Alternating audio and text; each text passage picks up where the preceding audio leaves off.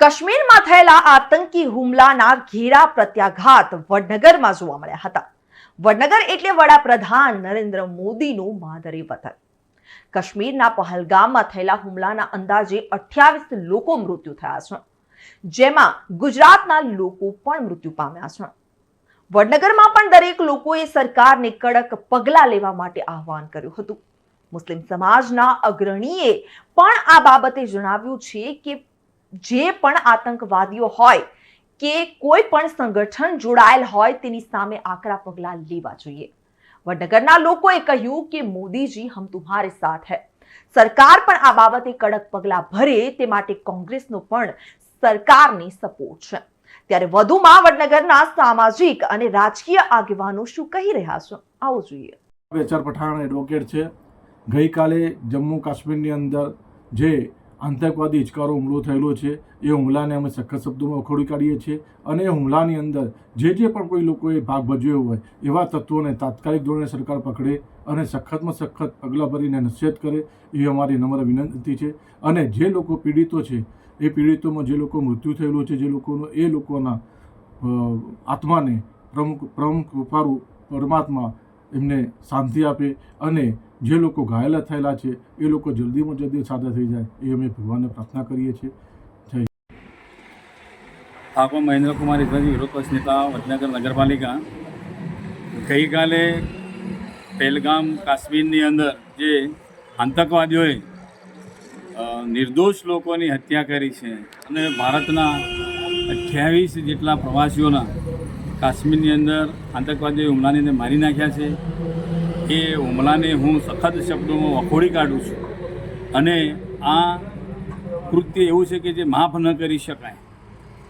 એક તસવીર જોઈએ તો આપણા હૃદયને કંપાવી નાખે કે ફેબ્રુઆરી માસની અંદર જ લગ્ન કરેલા હતા અને ફેમિલી બંને દંપતી ફરવા ગયેલું અને પત્નીની સામે જ એના પતિની હત્યા થઈ હોય, આ દ્રશ્ય આપણને કંપાવી નાખે છે અને ખરેખર સમગ્ર દેશ આ ઘટનાથી મતલબ કે બધા જ લોકો દુઃખી થયા છે અને વિરોધ પક્ષ હોય તમામ પક્ષો સરકાર સાથે છે અને કેન્દ્ર સરકારે આ કૃત્યની અંદર જે લોકોની સંડોવણી જે કંઈ સંગઠનો સંકળાયેલા હોય જોડાયેલા હોય એમના ઉપર સખત કાર્યવાહી કરીને આ નિર્દોષ લોકોને ન્યાય મળે, એમના આત્માને શાંતિ મળે એવું કામ કરવું જોઈએ।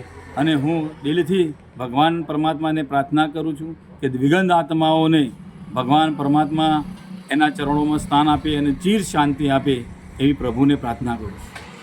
જય વડનગર શહેર જે આતંકવાદીની ઘટના બની જમ્મુ કાશ્મીરમાં અંદાજિત 28 જણાના મૃત્યુ થયા છે, એમાં ગુજરાતી પણ છે।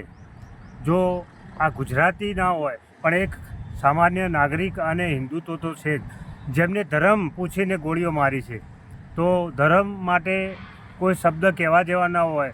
ધર્મ બધાનો એક જ હોય, માનવતાનો। અને આના દુશ્મનોને હવે મોદી સાહેબ જે બી પગલાં લે અમે એમની સાથે છીએ અને જે બી પગલાં લે અમે એમની સાથે હતા, સાથે છે, સાથે રહેવાના। અને દુનિયા એવી વિશાળ દેખે કે ના, મોદી સાહેબે કંઈક નવું કર્યું અને કરવું જ જોઈએ, કડક શબ્દોમાં એમને કરવું જોઈએ। બીજું, અને જે લોકો પરિવારે પોતાના સ્વજનો ગુમાવે છે એમને શ્રદ્ધાંજલિ પાઠવે છે અને એમને ભગવાન આત્માને શાંતિ આપે એવું પ્રાર્થના કરીએ છીએ। મિતિકાબેન શાહ, વડનગર નગરપાલિકા પ્રમુખ। ગઈકાલે જે જમ્મુ કાશ્મીરમાં પહેલગામમાં પર્યટકો ઉપર જે આતંકી હુમલો થયો તેને હું સખ્ત શબ્દોમાં વખોડી કાઢું છું અને આ અમાનવીય કૃત્યની નિંદા કરું છું અને આ ઘટનાથી આખા સમાજ બહુ દુઃખી છે। પછી જેણે પોતાના સ્વજનો ગુમાવ્યા તેમને હું આશ્વાસન આપું છું અને તેમની ઉપર આવી પડેલી અણધારી આફતને પ્રભુ સહન કરવાની શક્તિ આપે તેવી પ્રાર્થના કરું છું અને જે ઘાયલ થયા છે તે જલ્દીથી સ્વસ્થ થઈ જાય તેવી અમે કામના કરીએ છીએ।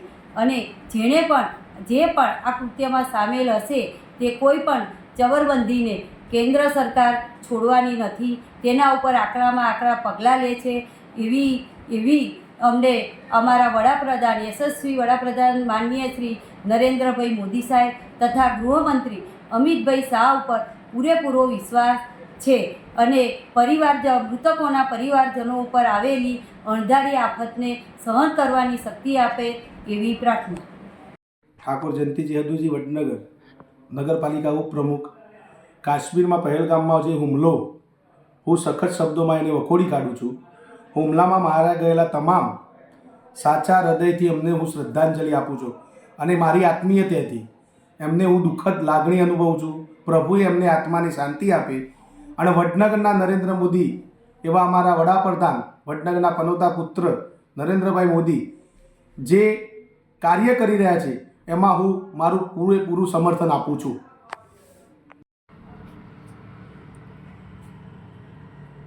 ગઈકાલે જે કાશ્મીરની અંદર પહેલગામની અંદર જે ટુરિસ્ટો પર આતંકવાદીઓએ જે હુમલો કર્યો અને હુમલાની અંદર 25થી વધારે લોકોનું મૃત્યુ થયું, જે ત્રાસવાદીઓથી આ બાબત બહુ ખૂબ નિંદનીય છે અને તેને હું વખોડી કાઢું છું.